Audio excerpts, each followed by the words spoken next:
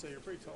One time, guys. Circle back up. I was wondering why you were getting distance from me when you're use this to help pull you off.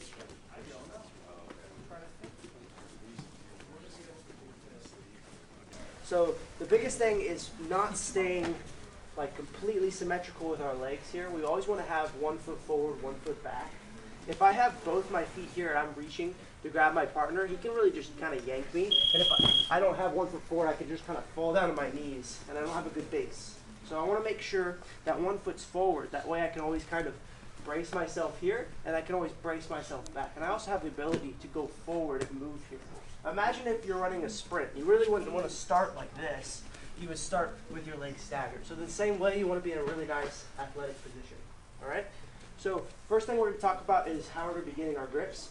We're going to look for a collar grip on the same side. Now, remember we talked about anything below the collarbone is considered lapel. So we're going to look for above the collarbone to get a nice good grip. That way we have leverage over our partner. If we're lower on the collar, there's not much strength to this grip at all, and it's easy to break. So go ahead and get thumb in on the same side, get a good grip here above the collarbone. My next grip is going to be on the outside of the elbow here. I'm going to look for that seam that we talked about. So it's right below the elbow. You'll notice there's a little seam here with the gi. It makes for a really nice grip. We're going to combine that with our collar grip, and our partner is going to have the same grips here, because most of the time this happens, especially in competition. You'll see people will tie up, they'll go head to head, get collar grips and elbow grips, and they'll just kind of push each other around, do really bad like foot sweep attacks, and just kind of stand here and they can't take each other down. So it's really important that we get our partner moving and we change our levels to reach the leg. Because if I just go from here looking to get my partner's leg, he can just stiff arm me here and then step back. And there's really nothing I can get to that leg. And he can hit all of his attacks from here. So instead, I'm going to want to make my partner step. That way his leg is close to me. And if that leg was back, like his stance was here, I'm going to really have to make him step forward because it's just way too far for me to reach here. So if we're head to head, or if we're not, we're kind of just out in this space here, I need to circle. So I'm going to step to the side with my front leg and then step backwards to pull my partner. As I do that, I'm pulling on the elbow. So the grip I have on the elbow to make my partner step forward. All right? So step to the side and circle. You guys can do this 2, 3, even 4 times. It's up to you, but just make sure you guys get that reaction in the end from your partner, where you step and you pull your partner forward and get that foot. All right? Now that his foot is stepped forward and I have the ability to change levels and get to his leg, I'm going to open up his elbow and my stance is going to switch. I'm not going to switch stances by completely switching like this. I'm going to switch by stepping. So when I step, notice how my stance is now opposite of what it was. It was my right leg forward here, and then now by stepping, now my left leg's forward, and I covered distance to his leg here. Now I'm going to open that elbow, and then now as I step, I'm going to drop to my knee, and notice how I'm heavy on that collar grip here. This helps break my opponent's posture, and it basically makes the takedown a lot easier once I can get to my single leg. But our outside hand is now going to go from that elbow grip to wrapping around his leg here. Now I noticed a lot, like last class, what happened a lot is everyone was trying to like stand up like this with their partner here. We don't want to just stand up and try to pick their leg up, because if they're really heavy on this leg, it's going to be really hard to stand. So I want to use my outside leg to push into him. I want to get his weight onto that back leg here. So I'm going to push into him. Notice how his leg kind of became light? That way I can step to my feet. Makes it a lot easier to get to both of my legs here. Now that I have both of my knees together, we're just going to pinch our knees and we're going to lock this figure 4 with our arms, just like this. All right? That's going to be it for part number 1. One time, guys. Circle back up. I was wondering why you were getting distance from me when you're All right, everyone. Quiet. Look center. So I want to touch on a few details, and then we'll move on to part number 2 for the actual finish of the takedown. But first, I really want to talk about not just circling. If I just circle, of course my partner eventually has to face me, but it's not very efficient for making my partner step with that leg. What we're trying to do is we're trying to step and circle to get my partner to step forward with that back leg here. So I need to step here, and then now watch how my stance changes, and I kind of step and I pull him towards me here. So I'm not just circling around like this to get my partner to face.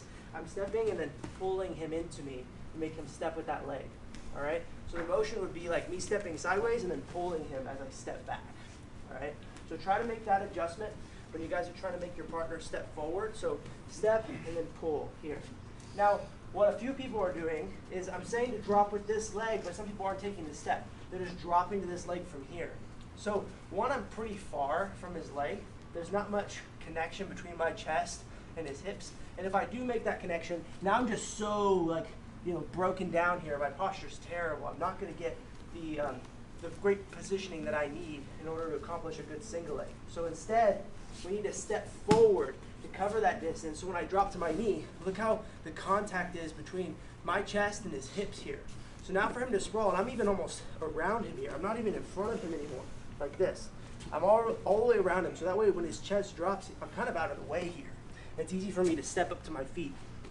Another thing, I want this knee to be down, because if I have my legs switched from here, one, it's very hard for me to try to stand because it's hard for me to push off this back leg because all my weight's on it.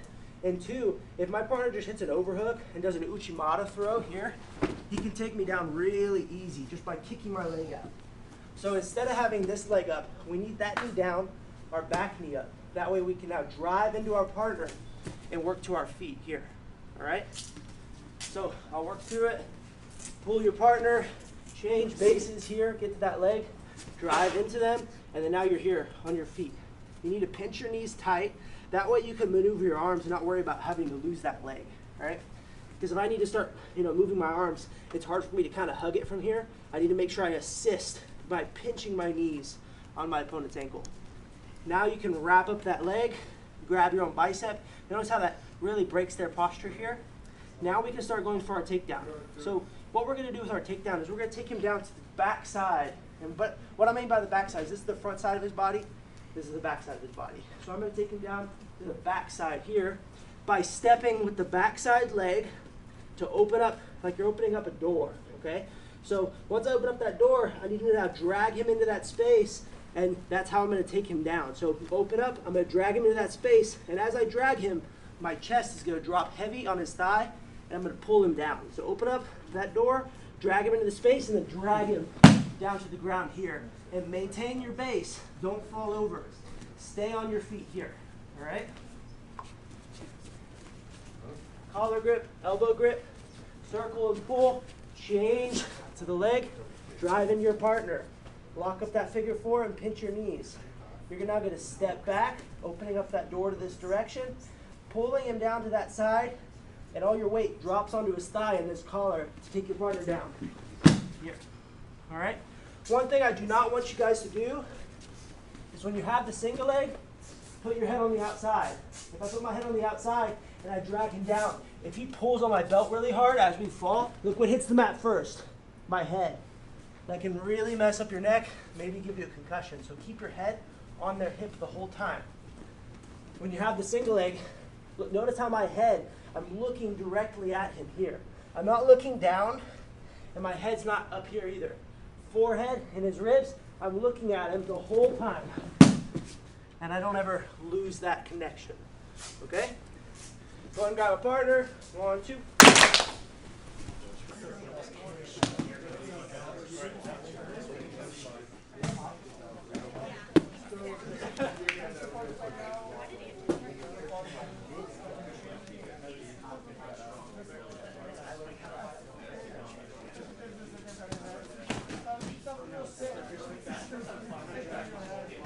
Mas é o quê? Os materiais para